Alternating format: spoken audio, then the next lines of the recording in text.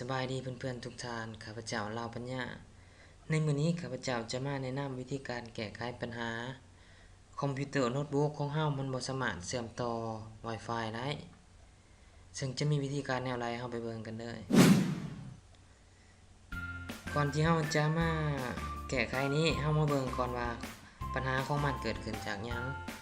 ในการที่คอมพิวเตอร์โน้ตบุ๊กของเฮามันบ่สามารถเชื่อมต่อ Wi-Fi ได้นี้มันเกิดขึ้นอยู่2กรณีที่1นี้แม่นคอมเฮาบ่ได้ติดตั้งไดรเวอร์ไวเลสหรือว่าไดรเวอร์ Wi-Fi กรณีที่2นี้แม่นคอมเฮาบ่ได้เปิด Wi-Fi เฮาติดตั้งไดรเวอร์แล้วแต่มันบ่ได้เปิดเฮามาเบิ่งวิธีที่เฮาจะเปิดอินเทอร์เน็ต Wi-Fi นี้ในนี้คอมของเฮามันบ่สามารถเชื่อมต่อ Wi-Fi ได้หมายความว่ามันบ่ได้เปิดใช้งานไวเลสนี้เราจะมีวิธีการเปิดโดยการกดในปุ่มเป็นพิมพ์คีย์บอร์ด FN บวกกับการสัญญาณของ Wi-Fi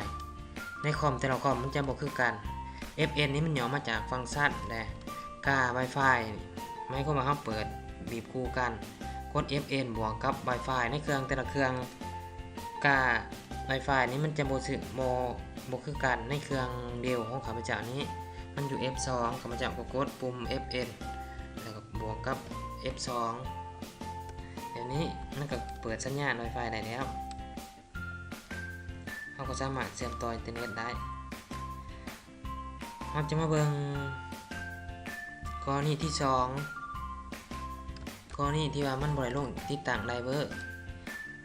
ถ้าเราบ่ได้ติดตั้งไดรเวอร์เรามาเบิ่งกันก่อนนี้ไวเลสเน็ตเวิร์คของเฮาถ้าเฮาบ่ได้ติดตั้งเฮาปิดเมียน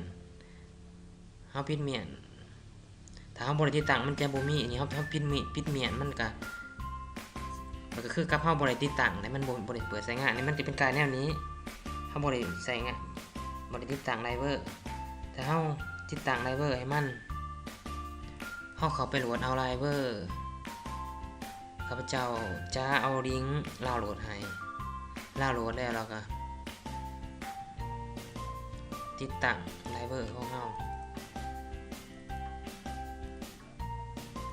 ไดรเวอร์ของเฮาอยู่นี่ไดรเวอร์มันจะเป็นไดรเวอร์ PC ไดรเวอร์เวอร์ชัน7มันจะเป็นเวอร์ชันล่าสุดมันจะมีของ Windows 7 64 บิตWindows 7 86 ใน Windows 10 64 ใน Windows 10 86 สำหรับ Windows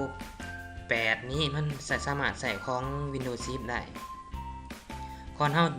จะดาวน์โหลดเฮาไปเบิ่งคอมของเฮาว่ามันมีจักบิตเฮาก็ใส่ให้มันถูกตัวนี้คอมของเฮาของข้าพเจ้านี่เป็น64 บิตแล้วเฮาก็ใส่ของ Windows 7 64 64 บิตแล้วเฮาดาวน์โหลดมาแล้วเฮาคลิกขวาแล้วเฮาก็โอเพนให้โปรแกรมมันติดตั้งไดรเวอร์